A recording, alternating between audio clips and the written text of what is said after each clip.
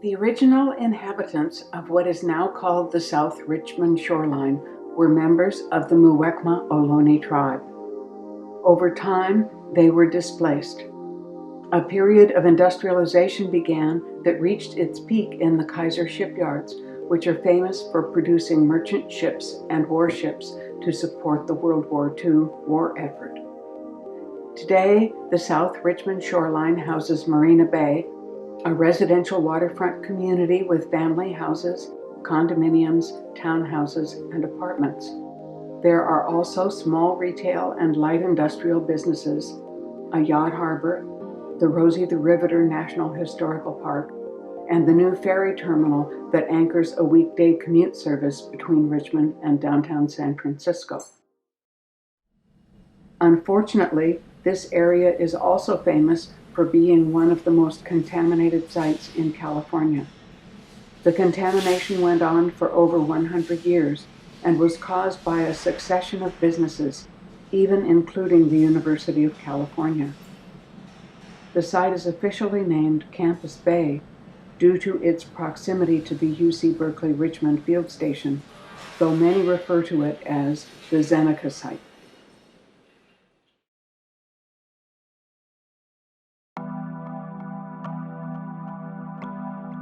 What interests us most here is the San Francisco Bay Trail that runs along the shoreline. The 87-acre Campus Bay property is just a few miles north of the popular Point Isabel regional shoreline. The Campus Bay site was the property of Stouffer Chemical Corporation, which owned a mine near Redding. Pyrite, or fool's gold, was shipped by rail to Richmond, where it was used in the production of sulfuric acid. The cinders and heavy metal byproducts were dumped on the site, beginning in the late 1800s. With time, Stouffer began to conduct research and manufacture agricultural products, including pesticides and fertilizers. This led to dumping of new classes of contaminants. Later on, the Swiss giant pharmaceutical company Zeneca purchased the site and later merged into AstraZeneca. In total, Stouffer Chemical Company and AstraZeneca conducted chemical and manufacturing operations at that site for over a century, until AstraZeneca decided to close the facility in 1997. Adjacent to the Campus Bay site is UC Berkeley's Richmond Field Station, an area affected by years of munitions manufacturing. UC Berkeley illegally transferred close to 3,000 truckloads of contaminated soil from the field station to a lot in the Campus Bay site from 2002 to 2004. All this illegal dumping and burying of contaminated soil and chemicals created a significant environmental hazard. Local environmentalists, like Sherry Paget of Bay Area Residents for Responsible Development, have tried to tell the Campus Bay story to the public. To them, this is a case of environmental injustice. What's behind me here is one of the most toxic and most complex hazardous waste landfills in the state of California.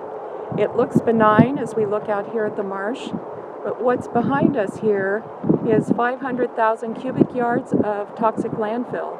Some of it is Class 1 hazardous waste, and it's the result of 120 years of manufacturing, everything from sulfuric acid, superphosphate fertilizer, all kinds of pesticides, herbicides, fungicides, and they brought in material for over a century to this site, including cinders, pyrite from Richmond mine up in Redding, roasted it to cinders for the sulfuric acid, and they didn't haul any of that material out. What they did was dump it here.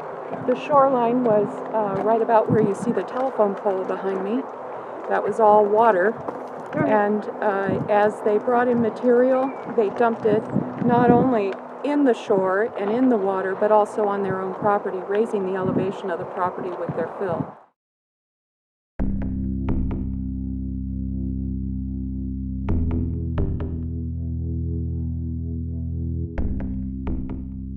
Despite the dire environmental complications, the Campus Bay site is an integral part of the South Richmond shoreline, with beautiful views of the San Francisco Bay. Now, the city of Richmond, in consort with Hilco, a Southern California developer, and Shop Off Realty, are pushing for a housing development they named the Campus Bay Mixed Use Project. Before anything can happen, however, there's the daunting issue of the site's cleanup. There are 6 possible cleanup options. Alternative 1 being the most limited cleanup, and Alternative 6 the most thorough, with complete removal of all toxic material from the site. DTSC chose Alternative 3A, a partial cleanup that involves on-site vapor extractions, groundwater treatment, a small amount of contaminant removal, and a cement cap on the remaining toxic material. This site was owned by Stauffer Chemical, and it is the company that owns it now is AstraZeneca. Most people would know it as one of the Fortune 250 pharmaceutical and agricultural products companies in the world. Their intent is to pour concrete over the top of this site and build 4,000 condominiums on top of it that start right at the marsh edge, so right about where that telephone pole is, going up 80 feet, that's 8 stories, solidly all the way back to the freeway. So that far building on the other end over there, that white building on the other end, it's solid buildings housed for 4,000 units, and the opening price for those units is about $400,000 each, give or take, and times 4,000, that's $1.6 billion opening sales price for the real estate that they're trying to build on top of this fill. And what the community is looking for, and has been looking for almost 20 years now, is that the site be cleaned up to haul it out to Class 1 landfill, where it be managed for all time, put it on rail cars and take it out of the community and off the San Francisco shoreline. And that cleanup is about $100 million. So for the comparison, first we have Fortune 250 Corporation, one of the largest in the world, based in England, and they are extraordinarily wealthy. And they have insurance as well on this property to clean it up. They have an insurance policy with AIG, an American-based company, and they are choosing not to spend that insurance money or their own money of $100 million to clean it up, compared to the real estate value that they're trying to develop out here for $1.6 billion. So our ask is that the site be cleaned up to residential standards before any human ever live on it. DTSC and the developer argue that Alternative 6, which is the complete cleanup, would be detrimental to the environment and human health because digging the soil would fill the air with toxic dust.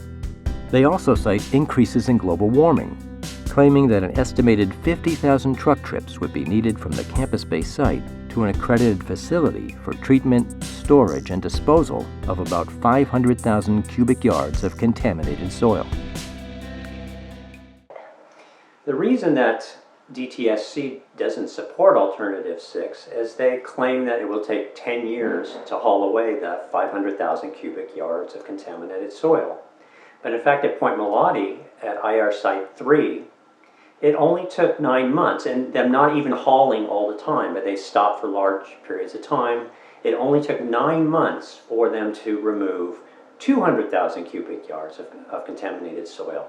So it's simply a false argument, this 10-year timeline to remove the soil. It's just not true. AstraZeneca es una tierra muy contaminada, tiene contaminación muy grave para la salud de la comunidad. Entonces, lo que nosotros queremos pedir es que se limpie totalmente a los niveles que tiene que ser para que garantice la seguridad de la comunidad, antes de poner cualquier construcción allí. Lo que nos ha dicho lo que nos ha demostrado esta pandemia del COVID-19 es que si no ponemos a la gente en mucho riesgo, cuando están en sitios contaminados. Y nosotros aquí en Richmond ya tenemos el aire contaminado porque tenemos una compañía como Chevron, y entonces poner esto extra a nuestra comunidad implica que vamos a poner en riesgo a nuestra comunidad. Entonces, nosotros debemos, como elegidos al Consejo de la Ciudad, abogar porque tengamos tierras limpias y pongamos a nuestra gente a vivir en condiciones mucho más favorables y que no las pongamos en riesgo. Esto no quiere decir que estoy en contra de desarrollo. Nosotros necesitamos vivienda, pero una vivienda digna que garantice la salud y la permanencia de nuestros residentes. One of the arguments that the developers have made against doing a thorough cleanup now is that it will take too long, that the site will sit vacant for some years while they clean it up, whereas their plan now is to have housing built on there within 2 years. It's crazy to think that we have this compressed time pressure. We don't. The lot has been vacant for 30 years. To spend the time now, whatever time it takes to clean it up properly, will pay off dividends over generations of not having to deal with a problem that you can't reach because you've built on top of it. Certainly having to haul away 500,000 cubic yards of toxic soil is unfortunate, but the impacts of leaving all those contaminants on site are significantly more severe. As far as the greenhouse gas emissions are concerned, it has been suggested numerous times that the soil can be moved by train to the landfill site. And as for the notion that toxic dust and soil will be blown onto the neighborhoods which the transports pass through, whether it be by truck or train, the loads simply need to be covered. The issue around earthquakes, again, is okay, if you build all these housing units out here, 8 stories, condominiums, if there's an earthquake, even a little earthquake, makes cracks in foundations, cracks in cement, cracks in asphalt. If you walk on the Bay Trail, you'll see cracks in certain places. They fill them in, but they reappear. And these are all in a time of relatively small earthquakes that we're not even aware of, most of them. Then the volatile organic compounds and the other ones, the TCEs, come up through these fissures, through these cracks, into foundations. They come up into the buildings in the form of a gas that you can't, you have to be always on alert for. They have to have real-time monitoring, which is not planned out here. I own property 1 block away from the Zeneca site. It's where we're filming right now. This is my shop.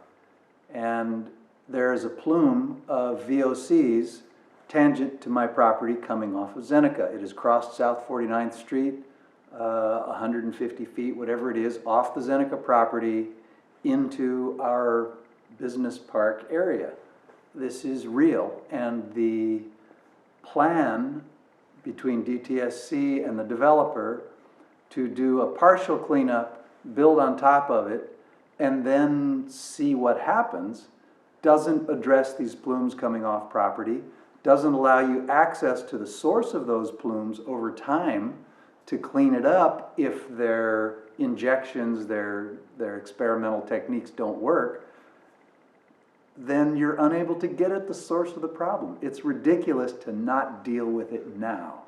It's silly to put it off and to think that you can do engineering controls and monitoring over time and hope and cross your fingers that the problem is solved. If it's not, you're left with a problem that lasts for generations.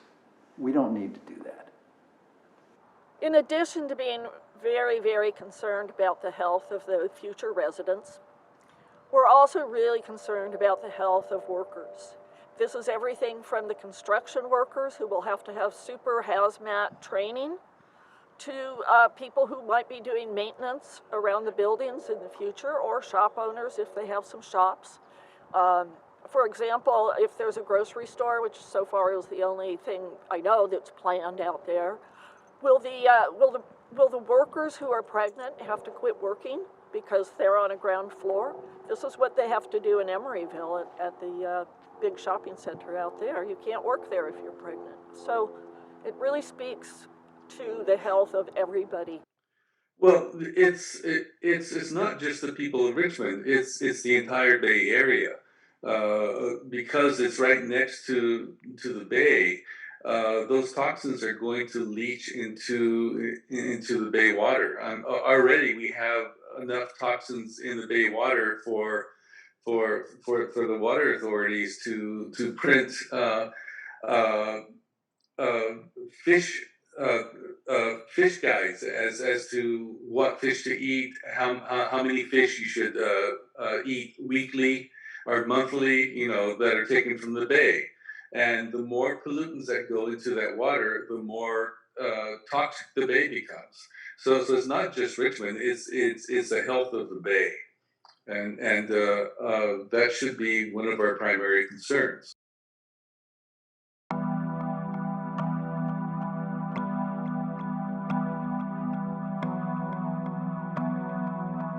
The campus-based site has been classified as a burdened property. This means that no detached, single-family houses may be built on the property, and other kinds of residences may only be built with the approval of state environmental agencies. Burdened property also means that there can only be raised residential structures. No residential dwellings can be built on the ground floor. Finally, burdened property means that no hospitals nor daycare centers may be built on the site, and no direct planting or gardening in the soil is allowed. What really boggles my mind is that they uh, have restrictions on childcare. They have restrictions on schools, but they don't have restrictions on families living there. And uh, my question is, how can you expect children to live in a place where you're not allowing schools or daycares to exist?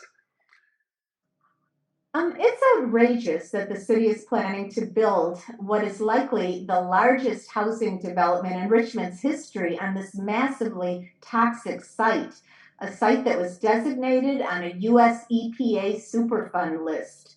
And the fact that this project moved forward so quickly over the course of a couple of months during a pandemic without nearly enough time for full public input, without full environmental review, and without further study of the complexities involved with building on such a toxic site is really outrageous. The toxicity of the site, of course, is my main concern. But it's also worth noting that when you build 4,000 housing units, you're really talking about 11,000 residents who will be living there. And of course, that means more costs for infrastructure, more fire and police costs, and other city services at a time when the city is struggling with major budgetary problems. These financial matters need much more review. Got this constellation of forces operating against the health and safety of us, the people of Richmond, and over the opposition. They're basically steamrolling. The community of Richmond is solidly against what's about to happen here. We know this is a Superfund site, one of the most contaminated places in the state, and there's no way that they should be just putting 4,000 houses on top of, or 4,000 living units on top of this without cleaning it up. It's insane. So again, we've been united in opposition to this for years and years, and once the dust settles, literally and figuratively, we're going to be the ones left holding the bag. We're going to be the ones that our children are going to suffer the health consequences, and we're going to be left with the legal and financial liability long after these city council members are gone as well. And by the time you're done, the city is looking at a project where they've approved a whole bunch of development that shouldn't be there, and the actual project developer is making an enormous profit off of this, and any subsequent developer is also making a profit. And that's the problem, because it's so easy for you to go to a city council person and say, well, we'll give you this, and how about this? Not to them personally, okay? Nobody's saying anything, this is done personally. But, oh, you got this nonprofit for X. Yeah, you know, if X, Y, and Z turn out, yeah, we'll let you have so many thousands of dollars for that. Well, that sounds like a good deal until you read the fine print. Everything's in the fine print. And then when you read the fine print, you realize, well, only when the developer is able to do A, B, and C do you actually get any of that money. And that's unfortunately what's happened, I believe, in this case.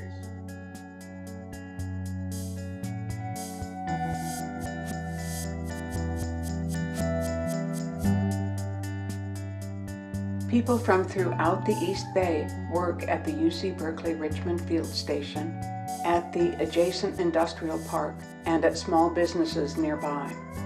Bikers, joggers, walkers, birdwatchers, and entire families use the San Francisco Bay Trail.